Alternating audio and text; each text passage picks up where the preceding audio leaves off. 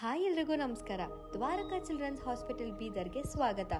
ಈ ಹಾಸ್ಪಿಟಲ್ ಅಲ್ಲಿ ಎಲ್ಲ ರೀತಿಯಾದ ಫೆಸಿಲಿಟೀಸ್ ನಿಮಗೆ ಸಿಗುತ್ತೆ. NICU, ventilator, general ward, day care, childrens OT, medical, vaccination, ambulance service, normal delivery, nebulisation, ಈ ರೀತಿ ಹಲವಾರು ಫೆಸಿಲಿಟೀಸ್ ನಿಮಗೆ ಸಿಗುತ್ತೆ. ಅಷ್ಟೇ ಅಲ್ಲದೆ ನಿಮಗೋಸ್ಕರ ಇನ್ಫ್ಯಾಕ್ಟ್ ಚೈಲ್ಡ್ ಸ್ಕ್ರೀನಿಂಗ್ ಕೂಡ ಇದೆ. Cough, fever, thyroid, diabetes, malaria, jaundice, typhoid, so ಈ ರೀತಿ ಹಲವಾರು ಪ್ರಾಬ್ಲಮ್ಸ್ಗೆ ಇಲ್ಲಿ ನಿಮಗೆ ಪರ್ಫೆಕ್ಟ್ ಸೊಲ್ಯೂಷನ್ ಸಿಗುತ್ತೆ. ಇಲ್ಲಿ ತುಂಬಾನೇ ಸ್ಪೆಷಲೈಸ್ಡ್ ಹಾಗೂ ಎಕ್ಸ್ಪೀರಿಯನ್ಸ್ ಡಾಕ್ಟರ್ಸ್ ನಿಮಗೆ ಟ್ರೀಟ್ಮೆಂಟ್ ಕೊಡ್ತಾರೆ. ಒಳ್ಳೆ ಹೆಲ್ತ್ ಎಷ್ಟು ಇಂಪಾರ್ಟೆಂಟು, ಚಾಯ್ಸ್ ಆಫ್ ಹಾಸ್ಪಿಟಲ್ ಅಷ್ಟೇ ಇಂಪಾರ್ಟೆಂಟು. ಸೊ ಚೂಸ್ ಮಾಡಿ ದ್ವಾರಕಾ ಚಿಲ್ಡ್ರನ್ಸ್ ಹಾಸ್ಪಿಟಲ್ ಬೀದರ್.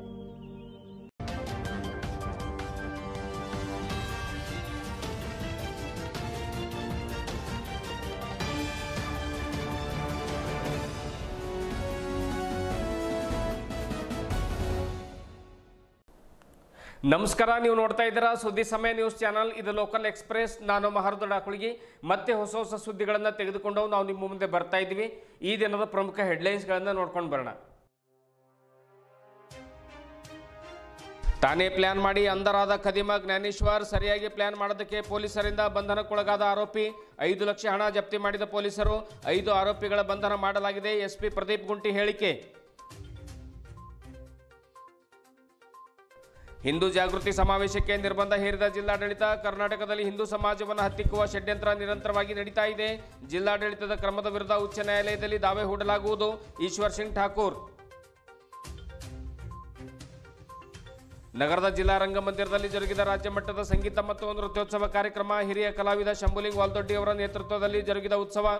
ಗಮನ ಸೆಳೆದ ಕಲಾವಿದರ ಕಲಾ ಪ್ರದರ್ಶನ ಮತ್ತು ಮಕ್ಕಳ ನೃತ್ಯಗಳು. ಸಂಜಯ್ ಡ್ಯಾನ್ಸ್ ಅಕಾಡೆಮಿ ವತಿಯಿಂದ ನಗರದಲ್ಲಿ ಯುವ ಪ್ರತಿಭೆ ನೃತ್ಯ ಮತ್ತು ಮಾಡೆಲಿಂಗ್ ಸ್ಪರ್ಧೆ ಆಯೋಜನೆ. IMA ಹಾಲ್ನಲ್ಲಿ ಸ್ಪರ್ಧೆ ಎಡಿಷನ್. ಡಿಸೆಂಬರ್ 22ರಂದು ರಂಗಮಂದಿರದಲ್ಲಿ ಗ್ರ್ಯಾಂಡ್ ಫಿನಾಲೆ ನಡೆಯಲಿದೆ. ಸಂಜಯ್ ಜೀರ್ಗೆ. ಇಂದಿನ ಒಂದಿಷ್ಟು ವಾರ್ತೆಗಳ ವಿವರಗಳನ್ನು ನೋಡ್ಕೊಂಡು ಬರೋಣ.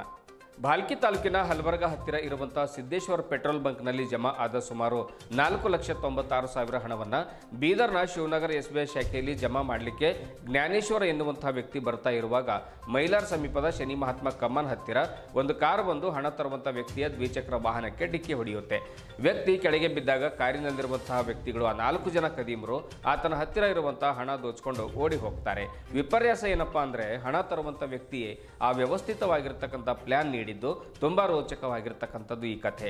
ಈ ಜಾಡನ್ನು ಹಿಡಿದು ತನಿಖೆ ಮಾಡಿದಾಗ ಹಣ ತರುವ ವ್ಯಕ್ತಿ ಮತ್ತು ಆತನಿಗೆ ಸಹಕಾರ ನೀಡಿದ 4 ಜನ ಆರೋಪಿಗಳು, ಅಂದರೆ ದ್ವಿಚಕ್ರ ವಾಹನದ ಮೇಲೆ ಇರತಕ್ಕಂತಹ ಜ್ಞಾನೇಶ್ವರ ಎನ್ನುವಂಥ ವ್ಯಕ್ತಿ ಮತ್ತು ಆತನ ಸ್ನೇಹಿತರು 4 ಜನ ಕಾರಿನಲ್ಲಿ ಏನೋ ಡೋಂಗಿ ಕಳ್ಳರ ರೂಪದಲ್ಲಿ ಬಂದಿದ್ರು. ಆ 4 ಜನ ಸೇರಿದಂತೆ 5 ಜನರನ್ನು ಬಂಧನದಲ್ಲಿದ್ದಾರೆ.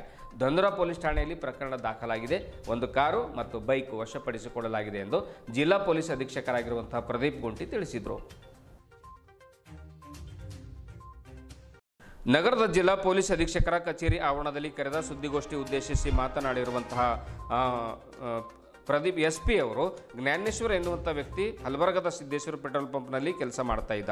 ಈತ ಹಾಗೂ ಉಳಿದ 4 ಜನ ಸ್ನೇಹಿತರು ಸೇರಿ ಒಂದು ಹೋಟೆಲ್ನಲ್ಲಿ ಕುಳಿತುಕೊಂಡು ಪಕ್ಕ ಪ್ಲ್ಯಾನ್ ಮಾಡಿದ್ದಾರೆ. ನಾನು ಈ ರೀತಿ ಬೈಕ್ನಲ್ಲಿ ಬರ್ತೀನಿ, ನೀವು 4 ಜನ ಕಾರಲ್ಲಿ ಬನ್ನಿ, ನನ್ನ ಬೈಕಿಗೆ ಡಿಕ್ಕಿ ಹೊಡೆದಂತೆ ನೀವು ನಾಟಕ ಮಾಡಿ ನಾನು ಕೆಳಗೆ ಬಿದ್ದು ನಾನೇ ಖಾರ ಪುಡಿಯನ್ನು ಹಾಕ್ಕೊಳ್ತೀನಿ. ನಂತರ ನನ್ನ ಹತ್ರ ಇರುವಂಥ ಅದೇನೋ 4,96,000 ಏನು ಹಣ ಇದೆ ಅದನ್ನು ನೀವು ದೋಚ್ಕೊಂಡು ಹೋಗಿ, ನಂತರ ನಾನು ಹಾಸ್ಪಿಟಲ್ಗೆ ಹೋಗಿ ಅಡ್ಮಿಟ್ ಆಗ್ತೇನೆ, ನಾಟಕ ಮಾಡ್ತೀನಿ, ನಂತರ ನಾವೆಲ್ಲರೂ ಸೇರಿಕೊಂಡು ಈ ಹಣವನ್ನು ಸರಿ ಸಮಾನವಾಗಿ ಹಂಚ್ಕೊಳ್ಳೋಣ ಅನ್ನುವಂಥ ಪ್ಲ್ಯಾನನ್ನು ಜ್ಞಾನೇಶ್ವರ್ ಮಾಡಿದ್ದ. ಆದರೆ ಆ ಪ್ಲ್ಯಾನ್ ಸಕ್ಸಸ್ ಇದೀಗ ಆಗದೇನೆ ಪೊಲೀಸರ ಕೈಯಲ್ಲಿ ಆ 5 ಜನ ಸಿಕ್ಕಿ ಹಾಕಿಕೊಂಡು ಕೈ ಹಿಚ್ಚಿಕೊಳ್ಳುವಂತಾಗಿದೆ. ಈ ಪ್ರಕರಣವನ್ನು ಪತ್ತೆ ಹಚ್ಚುವಲ್ಲಿ ಪಾಲ್ಗೊಂಡ ಎಲ್ಲ ಅಧಿಕಾರಿ ಮತ್ತು ಸಿಬ್ಬಂದಿಯವರನ್ನ ಪೊಲೀಸ್ ಅಧೀಕ್ಷಕರು ಬೀದರ್ ಜಿಲ್ಲೆಯವರು ಪ್ರಶಂಸನೆ ವ್ಯಕ್ತಪಡಿಸಿ ಬಹುಮಾನ ಕೂಡ ನೀಡಿದ್ದಾರೆ. ಈ ಒಂದು ಪ್ರಕರಣ ಧನುರಾ ಪೊಲೀಸ್ ಠಾಣೆಯಲ್ಲಿ ದಾಖಲಾಗಿದೆ. 5 ಜನ ಈಗಾಗಲೇ ನ್ಯಾಯಾಂಗ ಬಂಧನಕ್ಕೆ ಕಳುಹಿಸಲಾಗಿದೆ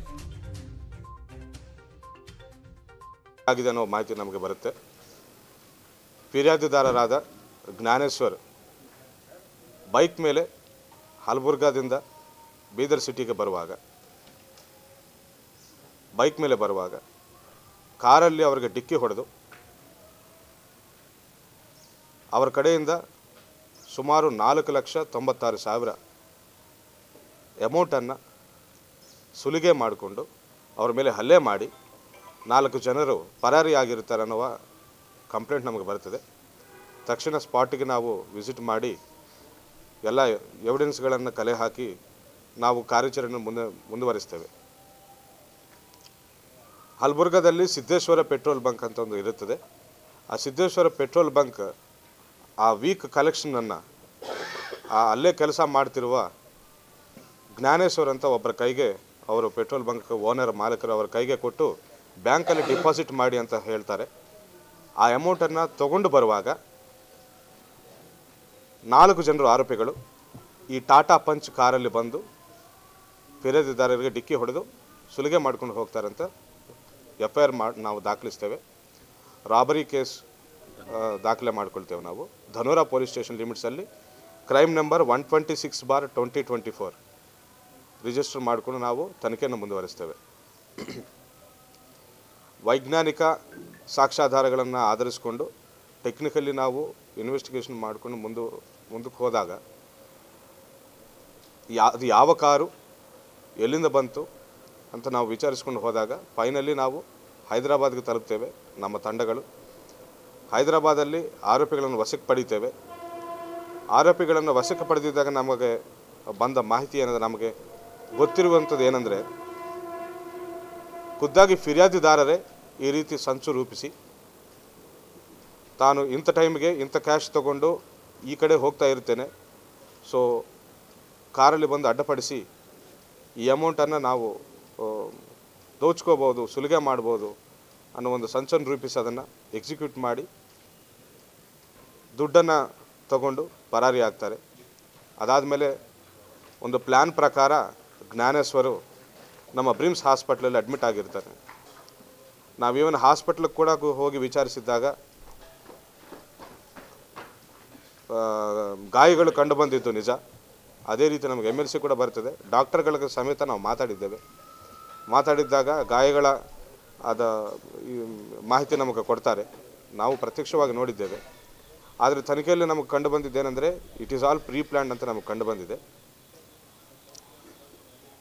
ಬಟ್ ಹವೆವರ್ ನಮ್ಮ ಭಾಲ್ಕಿ ಸಬ್ ಡಿವಿಷನ್ ಪೊಲೀಸರು ಒಳ್ಳೆಯ ಕಾರ್ಯಾಚರಣೆಯನ್ನು ನಡೆಸಿ ಒಳ್ಳೆಯ ತನಿಖೆ ಮಾಡಿ ಇದನ್ನು ಭೇದಿಸಿ ಒಟ್ಟಿನಲ್ಲಿ 4,02,580 ರೂಪಾಯಿನ ರಿಕವರ್ ಮಾಡಿದ್ದೇವೆ.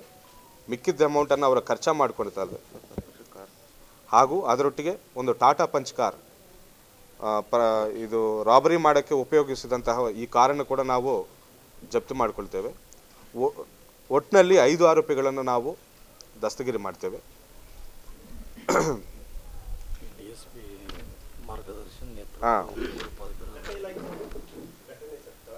ಘಟನೆ ನವೆಂಬರ್ 25ನೇ ತಾರೀಕಾಗಿದೆ. ಭಾಲ್ಕಿ ಬೀದರ್ ರೂಟ್ನಲ್ಲಿ ಶನಿ ಮಹಾತ್ಮ ಕಮಾನ್ ಹತ್ತಿರ ಘಟನೆ ನಡೆದಿರುತ್ತದೆ.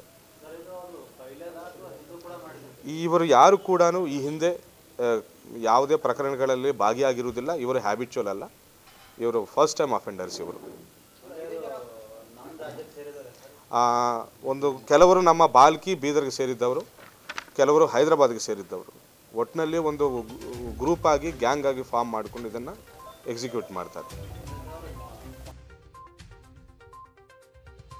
ರವಿವಾರ ಸಂಜೆ 4 ಗಂಟೆಗೆ ನಗರದ ಸಾಯಿ ಸ್ಕೂಲ್ ಆವರಣದಲ್ಲಿ ಹಿಂದೂ ರಾಷ್ಟ್ರೀಯ ಜಾಗರಣ ಸಮಿತಿ ವತಿಯಿಂದ ಹಮ್ಮಿಕೊಳ್ಳಲಾಗಿರುವಂತಹ ಬೃಹತ್ ಹಿಂದೂ ಜಾಗೃತಿ ಸಮಾವೇಶಕ್ಕೆ 144 ಸೆಕ್ಷನ್ ಅಡಿ ನಿಷೇಧ ಹೇರಿ ಕಾರ್ಯಕ್ರಮ ರದ್ದುಪಡಿಸುವುದರ ಜೊತೆಗೆ ಹೈದರಾಬಾದ್ನ ಲೋಕಸಭೆಯ ಬಿಜೆಪಿ ಅಭ್ಯರ್ಥಿಯಾಗಿರುವಂತಹ ಮಾಧವಿ ಲತಾ, ಗುಜರಾತಿನ ಖ್ಯಾತ ಭಾಷಣಕಾರ್ತಿ ಕಾಜಲ್ ಹಿಂದೂಸ್ತಾನಿ ಮತ್ತು ಶ್ರೀರಾಮ ಸೇನೆಯ ರಾಷ್ಟ್ರೀಯ ಅಧ್ಯಕ್ಷ ಪ್ರಮೋದ್ ಮುತಾಲಿಕ್ ಅವರನ್ನ ಬೀದರ್ಗೆ ಬರದಂತೆ ನಿಷೇಧ ಹೇರಿ ಜಿಲ್ಲಾಡಳಿತ ಶನಿವಾರ ರಾತ್ರಿ ಆದೇಶ ಹೊರಡಿಸಿರುವುದಕ್ಕೆ ಸಮಿತಿಯ ಪ್ರಮುಖರಾಗಿರುವಂತಹ ಈಶ್ವರ್ ಸಿಂಗ್ ಠಾಕೂರ್ ತೀವ್ರ ಆಕ್ರೋಶವನ್ನು ವ್ಯಕ್ತಪಡಿಸಿದ್ದಾರೆ.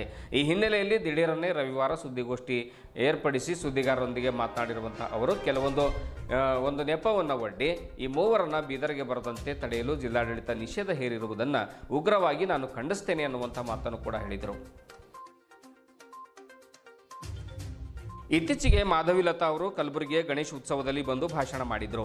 ಕಾಜಲ್ ಹಿಂದೂಸ್ತಾನಿ ಅವರು 1 ತಿಂಗಳ ಹಿಂದೆ ಭಾಲ್ಕಿಯಲ್ಲಿ ಮಾತನಾಡಿದರು. ಆಗ ಏಕೆ ನಿಷೇಧ ಹೇರಲಿಲ್ಲ?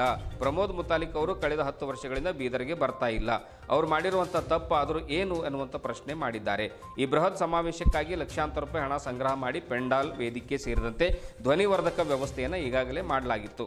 ಈ ಅಪಾರ ಹಣದ ನಷ್ಟವನ್ನು ಯಾರು ಭರಿಸ್ತಾರೆ? ಈ ಮೂವರನ್ನ ಬರದಂತೆ ಜಿಲ್ಲಾಡಳಿತ ತಡೆಯಬಹುದಾಗಿತ್ತು. ಆದರೆ ಇಡೀ ಕಾರ್ಯಕ್ರಮದ ಸ್ಥಳದಲ್ಲಿ 144 ಸೆಕ್ಷನನ್ನು ಹೇರಿ ಹಿಂದೂಸ್ತಾನ ಭೂಮಿಯಲ್ಲಿ ಹಿಂದೂಗಳನ್ನು ದಮನ ಮಾಡಲಿಕ್ಕೆ ಹೊರಟಿರುವಂತಹ ಜಿಲ್ಲಾಡಳಿತ ವಿರುದ್ಧ ಕರ್ನಾಟಕ ಉಚ್ಚ ನ್ಯಾಯಾಲಯದಲ್ಲಿ ನಾನು ಒಂದು ಮೊಕದ್ದಮೆಯನ್ನು ಹೂಡ್ತೇನೆ. ಕಾರ್ಯಕ್ರಮಕ್ಕೆ ಆದ ಅಪಾರ ನಷ್ಟವನ್ನು ಜಿಲ್ಲಾಡಳಿತದಿಂದ ವಸೂಲು ಮಾಡಿಕೊಡಲು ನ್ಯಾಯಾಲಯಕ್ಕೆ ಪ್ರತ್ಯೇಕ ಖಟ್ಲೆ ಹಾಕ್ತೇನೆ ಎನ್ನುವಂಥ ಮಾತನ್ನು ಕೂಡ ಹೇಳಿದರು. ಈ ಸಂದರ್ಭದಲ್ಲಿ ಸಮಿತಿಯ ಅಧ್ಯಕ್ಷರು ಹಾಗೂ ನಿವೃತ್ತ ತಹಶೀಲ್ದಾರ್ ಆಗಿರುವಂಥ ಶಂಕರಪ್ಪ ಪಾಟೀಲ್ ಇದ್ದರು. ಪ್ರಮುಖರಾಗಿರುವಂತಹ ಸೋಮಶೇಖರ್ ಪಾಟೀಲ್ ಗಾದ್ಗಿ, ವಿಶ್ವ ಹಿಂದೂ ಪರಿಷತ್ನ ವಿಭಾಗೀಯ ಪ್ರಮುಖರಾದ ರಾಮಕೃಷ್ಣನ್ ಸಾಳೆ, ಬಸವರಾಜ್ ಸ್ವಾಮಿ ಸೇರಿದಂತೆ ಇನ್ನಿತರರು ಹಾಜರಿದ್ದರು. ಕ್ರಿಮಿನಲ್ ಮಾತಾಡಿದ್ರೆ ಕಾನೂನು ಪ್ರಕಾರ ಕ್ರಮ ತಗೊಳ್ಳುವಂತ ಅಧಿಕಾರ ನಿಮಗಿದೆ. ನೀವು ಕಾನೂನು ಪ್ರಕಾರ ಕ್ರಮ ತಗೊಳ್ಬಹುದು. ಅವು ಬರೋಕ್ಕಿಂತ ಮುಂಚೆನೆ ನೀವು ತೀರ್ಮಾನ ಮಾಡೋದು ಹೇಗೆ? ಒಂದು ಆದೇಶವನ್ನ ಈ ರೀತಿ ಮಾಡ್ತಾರೆ, ಇನ್ನೊಂದು ಆದೇಶದಲ್ಲಿ ನೀವು ಆ ಜಾಗದಲ್ಲಿ 144 ಲಾಗು ಮಾಡ್ತಾರೆ, ಈ ಜಾಗದಲ್ಲಿ 144 ಲಾಗು ಮಾಡ್ತಾರೆ. ನಾನು ಕೇಳ್ತೇನೆ, ಏನು ಲಾ ಆ್ಯಂಡ್ ಆರ್ಡರ್ ಬ್ರೇಕ್ ಆಗಿದೆ? ಈಗ ಬೀದರ್ದಲ್ಲಿ ಮುಸ್ಲಿಂ ಸಮಾಜ ಕಾರ್ಯಕ್ರಮ ಮಾಡ್ತದೆ, ಅವರು ಆರಾಮಾಗಿ ಮಾಡ್ತಾರೆ. ಮೊನ್ನೆ ಕಾರ್ಯಕ್ರಮ ಆರಾಮಾಗಿ ಮಾಡಿದ್ವಿ, ನಾವು ಕಾರ್ಯಕ್ರಮ ಮಾಡ್ತೀವಿ. ಯಾವುದು ಲಾ ಆ್ಯಂಡ್ ಆರ್ಡರ್ ಬ್ರೇಕ್ ಆಗಿದೆ? ಒಪ್ತೀನಿ, ನೀವು ಪ್ರಮುಖ ಅತಿಥಿಗಳಿಗೆ ನೀವು ನಿಷೇಧವನ್ನು ಮಾಡಿದ್ರಿ. ಆದರೆ ನಾವು ಸ್ಥಳೀಯವಾಗಿ ಸಾಧು ಸಂತರನ್ನ, ಮಠಾಧೀಶರನ್ನ ತಗೊಂಡು ಕಾರ್ಯಕ್ರಮ ಮಾಡ್ತಿದ್ವಿ. ಇಲ್ಲೇಕೆ ತಾವು 144 ಹಾಕಿ ನಿಷೇಧಾಜ್ಞೆ ಜಾರಿ ಮಾಡಿದ್ರಿ? ನಿಮಗೆ ಯಾವ ರೀತಿಯ ಒತ್ತಡ ಇದೆ? ಯಾರು ಒತ್ತಾಯ ಮಾಡಿದ್ದಾರೆ? ಇವತ್ತು ಹಿಂದೂ ಸಮಾಜದಲ್ಲಿ ಹಿಂದೂ ಸಮಾಜದ ಭಾವನೆಗಳಿಗೆ ಧಕ್ಕೆ ತರುವಂತಹ ಕೆಲಸವನ್ನ ಇವತ್ತು ಜಿಲ್ಲಾಡಳಿತ ಮಾಡಿದೆ ಅನ್ನುವಂಥ ಮಾತನ್ನ ಈ ಸಂದರ್ಭದಲ್ಲಿ ನಾನು ಹೇಳ್ತೇನೆ.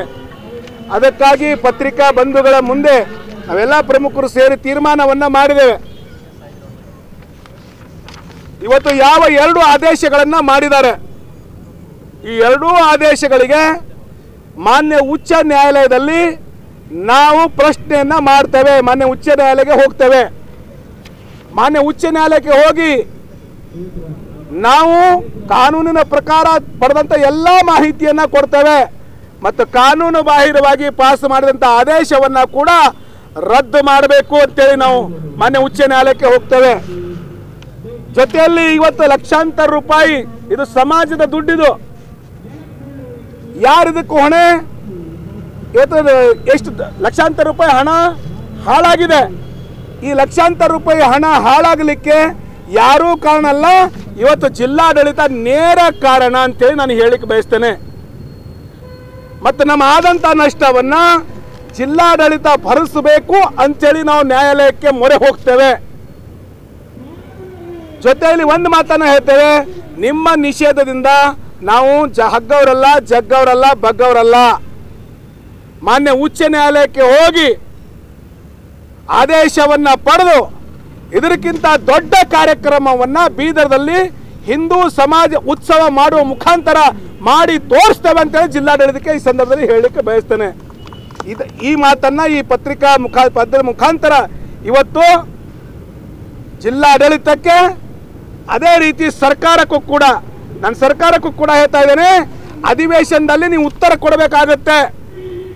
ನಮ್ಮ ಶಾಸಕರಿಗೂ ಕೂಡ ಮಾಹಿತಿಗಳನ್ನು ಕಳಿಸ್ಕೊಡ್ತೇವೆ, ಅಧಿವೇಶನದಲ್ಲಿ ಎಬ್ಬಿಸ್ತೇವೆ. ಯಾವ ಕಾರಣಕ್ಕಾಗಿ ಶಾಂತಿ ಇರುವಂತಹ ಬೀದರ್ದಲ್ಲಿ ಎಲ್ಲಾ ಧರ್ಮೀಯರು ಕಾರ್ಯಕ್ರಮ ಮಾಡುವಂತಹ ಸಂದರ್ಭದಲ್ಲಿ, ಎಲ್ಲರೂ ಸುರಕ್ಷಿತವಾಗಿ ಕಾರ್ಯಕ್ರಮ ಮಾಡುವಂತಹ ಸಂದರ್ಭದಲ್ಲಿ ಏಕಾಏಕಿ ಹಿಂದೂ ಸಮಾಜೋತ್ಸವಕ್ಕೆ ಬ್ರೇಕ್ ಹಾಕಿದ್ದು ಯಾಕೆ ಅಂತೇಳಿ ಅಸೆಂಬ್ಲಿಯಲ್ಲಿಯೂ ಕೂಡ ಮುಟ್ಟಿಸುವಂತ ಕೆಲಸವನ್ನ ಇವತ್ತು ನಾವು ಮಾಡ್ತೇವೆ. ಸರ್ಕಾರ ಇದಕ್ಕೆ ಉತ್ತರ ಕೊಡಬೇಕು, ಆಡಳಿತ ಇದಕ್ಕೆ ಉತ್ತರ ಕೊಡಬೇಕು. ನಾವು ಮುಂದಿನ ದಿನಗಳಲ್ಲಿ ದೊಡ್ಡ ಕಾರ್ಯಕ್ರಮ ಮಾಡೇ ತೀರ್ತೇವೆ ಅಂತ ಈ ಸಂದರ್ಭದಲ್ಲಿ ಪತ್ರಿಕಾ ಮಾಧ್ಯಮದ ಮುಖಾಂತರ ನಾನು ಕೇಳಿಕ್ಕೆ ಬಯಸ್ತೇನೆ. ಮತ್ತೆ ಹಿಂದೂ ಸಮಾಜಕ್ಕೆ ಹೇಳ್ತೇನೆ, ಯಾವುದಕ್ಕೂ ಚಿಂತೆ ಮಾಡುವಂತ ಅಗತ್ಯ ಇಲ್ಲ. ಒಂದು ಕಾರ್ಯಕ್ರಮ ತಡೆದಿರ್ಬೋದು, ಆದರೆ ನಮ್ಮ ಕಾರ್ಯಕ್ರಮ ಮುಂದೆ ತಡಿಲಿಕ್ಕೂ ಕೂಡ ನಾವು ಬಿಡುವುದಿಲ್ಲ. ನಮ್ಮ ಸಮಾಜದ ಹಿಂದೂಗಳ ಕಾರ್ಯಕ್ರಮಗಳನ್ನು ಮುಂದಿನ ದಿನಗಳಲ್ಲಿ ನಾವು ಮಾಡೇ ಮಾಡ್ತೀವಿ ಅಂತೇಳಿ ನಿಮಗೆ ವಿಶ್ವಾಸ ಕೂಡ ಕೊಡ್ತೇವೆ. ಧನ್ಯವಾದಗಳು. ಹೇಳಿದಂಗೆ ಇದು ನಮ್ಗೆ ರದ್ದುಪಡಿಸ್ಲಿಕ್ಕೆ ಏನು ಆದೇಶ ಹೊಡಿಸ್ಯಾರ DC ಅವರು. ನಾವು 30ನೇ ತಾರೀಕಿಗೆ ಮೊದಲೇ ಪ್ರೆಸ್ ಮೀಟ್ ಮಾಡಿದ್ವಿ. ಕೇಸ್ ಏನು ಈಗ 2 ದಿವಸದಾಗ ಎಲ್ಲೂ ಆಗಿಲ್ಲ. ಇದು ಮಾಡಿದ್ರೆ ಅವತ್ತೇ 1 ತಾರೀಕು 2 ತಾರೀಕು ಮಾಡ್ಬೋದಾಗಿತ್ತು. ಇಷ್ಟೆಲ್ಲ ದುಡ್ಡು ದುಡ್ಡು ನಮ್ದು ಯಾರ್ದು ದುಡ್ಡಲ್ಲ. ನಮ್ಮ ಹಿಂದೂ ಧರ್ಮದ ಎಲ್ಲರೂ ದಾನ ಮಾಡಿರೋ ದುಡ್ಡು ಎಲ್ಲ ಹಾಳು ಮಾಡಿಬಿಟ್ಟಾರ. ಮತ್ತು ಈಗಾಗಲೇ ಹೇಳ್ದಂಗೆ ಮುಂದೆ ಬರೋಂಥ ದಿನದಲ್ಲಿ ಇದಕ್ಕೆ ದೊಡ್ಡ ಸಮಾವೇಶ ಮಾಡ್ತೀವಿ. ಎಲ್ಲರೂ ತಮ್ಮ ಸಹಾಯತ ಬೇಕು ನಿಮ್ಮ ಯುವಕರದ್ದು, ಬೀದರ್ ಜನತೆಯವ್ರದ್ದು. ಮತ್ತು ಇದಕ್ಕೆ ನಾವು ಹೀಗಾಗಿ ಈಶ್ವರ್ ಸಿಂಗ್ ಹೇಳಿದಂಗೆ ಕೋರ್ಟಿನ ಮೊರೆ ಹೋಗಿ ಇದ್ರ ಬಗ್ಗೆ ನ್ಯಾಯ ತಗೋತೀವಿ ಅಂತೇಳಿ 2 ಮಾತಾಡಿ ನಾನು ಮಾತು ಮುಗಿಸ್ತೀನಿ. ನಮಸ್ಕಾರ. ಬೀದರ್ ನಗರದ ಚನ್ನಬಸವ ಪಟ್ಟದೇವರು ಜಿಲ್ಲಾ ರಂಗಮಂದಿರದಲ್ಲಿ ಶೋಭಾ ಕಲೆ ಸಾಹಿತ್ಯ ಮತ್ತು ಸಾಂಸ್ಕೃತಿಕ ಟ್ರಸ್ಟ್ ಹಾಗೂ ಕನ್ನಡ ಮತ್ತು ಸಂಸ್ಕೃತಿ ನಿರ್ದೇಶನಾಲಯ ಬೆಂಗಳೂರು ಇವರ ಸಂಯುಕ್ತ ಆಶ್ರಯದಲ್ಲಿ 2023-24ನೇ ಸಾಲಿನ ಸಂಘ ಸಂಸ್ಥೆಗಳ ಧನ ಸಹಾಯ ವಿಶೇಷ ಘಟಕ ಯೋಜನೆಯಡಿಯಲ್ಲಿ ಕಾರ್ಯಕ್ರಮ ಹಮ್ಮಿಕೊಳ್ಳಲಾಗಿತ್ತು. ಶೋಭಾ ಕಲೆ ಸಾಹಿತ್ಯ ಮತ್ತು ಸಾಂಸ್ಕೃತಿಕ ಟ್ರಸ್ಟ್ನ ಖಜಾಂಚಿಗಳಾಗಿರುವಂತಹ ಸಂಗೀತ ರಾಜ್ಕುಮಾರ್ ಅವರು ಅಧ್ಯಕ್ಷತೆಯನ್ನು ವಹಿಸಿದರು. ಕನ್ನಡ ಮತ್ತು ಸಂಸ್ಕೃತಿ ಇಲಾಖೆಯ ಸಹಾಯಕ ನಿರ್ದೇಶಕರಾದ ಸಿದ್ದರಾಮ್ ಸಿಂಧೆ, ವಚನಾಮೃತ ಕನ್ನಡ ಸಂಘದ ಅಧ್ಯಕ್ಷರಾದ ಪ್ರೊಫೆಸರ್ ಸಿದ್ದರಾಮಪ್ಪ ಮಾಸಿಮಾಡೆ, ಕರ್ನಾಟಕ ಗಡಿ ಅಭಿವೃದ್ಧಿ ಪ್ರದೇಶ ಅಭಿವೃದ್ಧಿ ಪ್ರಾಧಿಕಾರದ ಸದಸ್ಯರಾಗಿರುವಂಥ ಡಾಕ್ಟರ್ ಸಂಜೀವ್ ಕುಮಾರ್ ಅತ್ತಿವಾಳೆ, ಕರ್ನಾಟಕ ಜಾನಪದ ಅಕಾಡೆಮಿ ಸದಸ್ಯ ವಿಜಯಕುಮಾರ್ ಸೋನಾರೆ, ಕನ್ನಡ ಸಾಹಿತ್ಯ ಪರಿಷತ್ತಿನ ತಾಲೂಕಾ ಅಧ್ಯಕ್ಷ MS ಮನೋಹರ್, ಜಗದೇವಿ ದುಬಲಗುಂಡೆ, ಡಾಕ್ಟರ್ ಗೌತಮ್ ಅರಳಿ ಸೇರಿದಂತೆ ಮುಂತಾದವರು ವೇದಿಕೆ ಮೇಲೆ ಹಾಜರಿದ್ದರು. ನಂತರ ವಿವಿಧ ಕಲಾವಿದರಿಂದ ಮತ್ತು ಮಕ್ಕಳಿಂದ ತುಂಬ ಸುಂದರವಾಗಿರತಕ್ಕಂಥ ಆಕರ್ಷಕವಾಗಿರುವಂತಹ ನೃತ್ಯ ಒಂದು ಸಮಾರಂಭ ಕೂಡ ಜರುಗಿತು.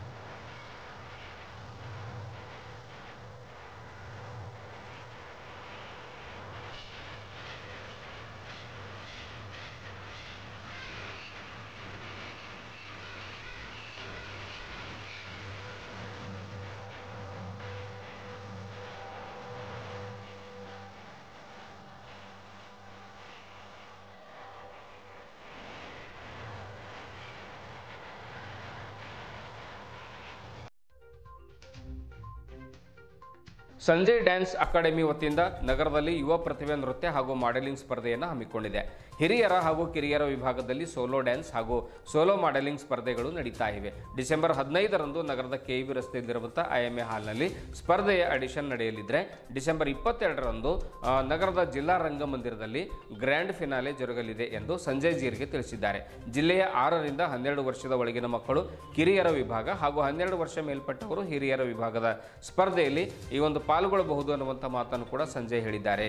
ಆಮೇಲೆ ಆಸಕ್ತರು ಡಿಸೆಂಬರ್ 15ರಂದು ಬೆಳಗ್ಗೆ 10ರಿಂದ ಸಂಜೆ 4ರವರೆಗೆ ನಡೆಯಲಿರುವಂಥ ಆಡಿಷನ್ನಲ್ಲಿ ಭಾಗವಹಿಸಬಹುದು ಎಂದು ಹೇಳಿದ್ದಾರೆ. ಹೆಚ್ಚಿನ ಮಾಹಿತಿಗಾಗಿ 984498446687 8970555061 ಈ ನಂಬರ್ಗೆ ಸಂಪರ್ಕ ಮಾಡಿ ನೋಂದಣಿ ಕೂಡ ಮಾಡಿಕೊಳ್ಳಬಹುದು ಅನ್ನುವಂಥ ಮಾತನ್ನು ಹೇಳಿದ್ದಾರೆ. ಬೀದರ್ ಡ್ಯಾನ್ಸ್ ಅಕಾಡೆಮಿ ಅಧ್ಯಕ್ಷ. ನಾವು ಯುವಕರಿಗಾಗಿ ಒಂದು ಮಾಡಲಿಂಗ್ ಆ್ಯಂಡ್ ಡ್ಯಾನ್ಸ್ ಕಾಂಪಿಟೇಷನ್ ಮಾಡ್ತೀವಿ. ಸೀನಿಯರ್ ಆ್ಯಂಡ್ ಜೂನಿಯರ್ ಎರಡೂ ಇರ್ತವೆ. ಇದರಲ್ಲಿ 15 ಡೇಟಿಗೆ ಆಡಿಷನ್ ಇದೆ IMA ಹಾಲ್ನಲ್ಲಿ. ಮುಂಜಾನೆ 10 ಗಂಟೆ ಹಿಡ್ಕೊಂಡು ಸಾಯಂಕಾಲ 4 ತನಕ ಆಡಿಷನ್ ನಡೀತೆ. ಅದರಲ್ಲಿ ಸೆಲೆಕ್ಷನ್ ಯಾರು ಆಗ್ತಾರೆ ಅವ್ರಿಗೆ ತೊಗೊಂಡು ನಾವು ಏನು ಮಾಡ್ತೀವಿ ಅಂತಂದ್ರೆ 22 ತಾರೀಕಿಗೆ ರಂಗಮಂದಿರದಲ್ಲಿ ಫೈನಲ್ ಕಾಂಪಿಟೇಷನ್ ಮಾಡ್ತೀವಿ. ಗೆಸ್ಟ್ ಆಗಿ ನಮ್ಮದು ಭಗವಂತ ಖೂಬಾ ಅವ್ರು ಇರ್ತಾರೆ, ಶೈಲೇಂದ್ರ ಬೇಲ್ದಾರ್ ಇರ್ತಾರೆ, ಈಶ್ವರ ಠಾಕೂರ್ ಇರ್ತಾರೆ, ಶಿಶು ಸಳ್ಳಿ ಇರ್ತಾರೆ, ಮತ್ತು ಇಲ್ಲಿ ಸೋಮನಾಥ್ ಪಾಟೀಲ್ ಗಾದ್ಗಿಯವ್ರು ಇರ್ತಾರೆ, ಮತ್ತು ದೇವೇಂದ್ರ ಸೋನಿ ಅವರು ಇರ್ತಾರೆ. ಜಸ್ಟ್ ಇನ್ನೊಂದು ಥೋಡೆ ಮಂದಿ ಗೆಸ್ಟ್ ಇದ್ದಾರೆ. ಏನೇನು ಕ್ರೈಟೇರಿಯಾ ಇದೆ ಸರ್? ಅಂದರೆ ಯಾವ ವರ್ಗದವ್ರು ಬರ್ಬೋದು, ಯಾವ ಏಜ್ ಅವರು? ಸರ್ 2 ಏಜ್ ಮಾಡೀವಿ ಸರ್, ಸೀನಿಯರ್ ಆ್ಯಂಡ್ ಜೂನಿಯರ್ ಅಂತ. 6ರಿಂದ 12 ಏಜ್ ತನಕ, 12ರಿಂದ ಓಪನ್ ಟು ಆಲ್ ಮಾಡಿಬಿಟ್ಟಿವಿ ಸರ್. ಈಗ ಎಷ್ಟು ಜನ ನಾಮಿನಿ? ಈಗ ಒಂದು ಹೆಸರೊಂದು 40 ಅಬೌವ್ಸ್ ಇದ್ದಾವೆ ಸರ್, 45 ಅಬೌವ್ಸ್ ಆಗ್ಯಾವ್ರಿ. ಬರೀ ಬೀದರ್ ಅವರು ಇದ್ದಾರೆ? ಅಲ್ಲಿ ಬೀದರ್ ಡಿಸ್ಟ್ರಿಕ್ಲಿಂದ ಮಾಡ್ತೀವಿ ರೀ. ಹೊರಗಿನವ್ರು ಗೆಸ್ಟ್ ಹೊಂಟಿದ್ದಾರೆ ಸರ್, ಹೊರಗಿನವ್ರು ಜಡ್ಜ್ ಆಗಿ ಹೊಂಟಿದ್ದಾರೆ. ಇನ್ನೊಂದು 50-60 ಜನ ಬರಪ್ಲೇ ಇದ್ದಾರೆ ಸರ್. ಥೋಡೆ ನಾವು ಯಾಕಂದ್ರೆ ಥೋಡೆ ಎಲ್ಲ ಕಡೆ ಓಡಾಡಿರ್ತೀವಿ. ಅದರಲ್ಲಿ ಅಂದಿವಿ ನಾವು ಲಾಸ್ಟ್ ಹೋಗ್ತಿದ್ದೆ 15 ಡೇಟಿಗೆ ಬರ್ರಿ IMA ಹಾಲಿಗೆ ಆಡಿಷನ್ ದಿವಸ ಅಂತ ಹೇಳಿ ಸರ್. ಹಾಂ ಸರ್, ಒಂದು 300 ರೂಪೀಸ್ ಸಿಕ್ಕಿದೆ. ಯಾಕೆ 300 ರೂಪೀಸ್ ಸಿಕ್ಕಿದೀವಿ ಅಂತಂದ್ರೆ ಅವ್ರಿಗೆ ಜರ ಜೋಶ್ ಬರಲಿ, ಒಂದು ಕಾಂಪಿಟೇಷನ್ ಯಾವುದಕ್ಕೆ ಇರ್ತಂತಾರೆ. ಈಗ ಫ್ರೀ ಇತ್ತು ಅಂದರೆ ಸರ್ ಬರ್ತಾರೆ, ಸುಮ್ಮನೆ ದನನ ಮಾಡಿ ಹೋಗ್ತಾರೆ. ಅವ್ರಿಗೆ ಒಂದು ಇಂಟ್ರೆಸ್ಟ್ ಬರಲಿ ಅಂತ ಕಡೆ ಒಂದು 300 ರೂಪೀಸ್ ಫೀಸ್ ಸಿಕ್ಕಿವಿ ಸರ್. ಪೈಲೇ ಮಾಡೀವಿ ಸರ್, ಪೈಲೇ ಮಾಡ್ತಾ ಇರ್ತೀವಿ ವರ್ಷ. ಇದು ಸರ್ ಇಲ್ಲ ಅಂದ್ರೆ ಭೀ ನಮ್ಮದು ಕಾಂಪಿಟೇಷನ್ ಮಾಡತ್ತಿ. ಇದು 18 ಮುಗಿಸ್ತೀವಿ ಸರ್ ನಾವು. 18 ಪ್ರೋಗ್ರಾಮ್ 19ನೇ ಸರ್ ಇದು. ಎವ್ರಿ ಇಯರ್ ಮಾಡ್ತೀನಿ ಸರ್ ಒಂದು ಪ್ರೋಗ್ರಾಮು. ಮತ್ತು ನೆಕ್ಸ್ಟ್ ಈಗ ಫಸ್ಟ್ ಆಡಿಷನ್ ಆದಮೇಲೆ ನೆಕ್ಸ್ಟ್ ಸರ್ ನೆಕ್ಸ್ಟ್ ಪ್ರೊಸೀಜರ್ ಅದರದ್ದು 22 ತಾರೀಕಿಗೆ ರಂಗಮಂದಿರದಲ್ಲಿ ಫೈನಲ್ ಮಾಡ್ತೀವಿ ಸರ್. ಒಂದು 10 ಮಂದಿ ಸೆಲೆಕ್ಷನ್ ಮಾಡ್ಕಸಿ, ಮಾಡಲಿಂಗ್ನ ಒಂದು 50 ಮಂದಿ ಸೆಲೆಕ್ಷನ್ ಮಾಡ್ಕಸಿ, ಎಲ್ಲ ಲಾಸ್ಟಿಗೆ ಫೈನಲ್ ಮಾಡ್ಕಸಿ ಫಸ್ಟ್ ಸೆಕೆಂಡ್ ಥರ್ಡ್ ಪ್ರೈಸ್ ಕೂಡ ಮಾಡ್ತೀವಿ ಸರ್. ಎಲ್ಲರೂ ಸೆಲೆಕ್ಷನ್ ಮಾಡಿ ಡಾನ್ಸರ್ಸ್ ಇದ್ದಾರೆ ಸರ್. ಡಾನ್ಸರ್ಸ್ ಅಲ್ಲಾಗಿದ್ದಾರೆ, ಮಾಡಲ್ಸ್ ಅಲ್ಲಾಗಿದ್ದಾರೆ. ಅವ್ರವ್ರ ಸಪ್ರೇಟ್ ಆಗೋರು ಸಪ್ರೇಟ್ ಸೆಲೆಕ್ಷನ್ ಮಾಡ್ತೀವಿ. ಹಾಂ, ಜಡ್ಜ್ಗಳು ಲೋಕಲ್ನು ಹೊಡೆದ್ರೆ, ಹೊರಗಿನ ಹೊಡೆದಾರೆ ಸರ್ ಜಜಸ್.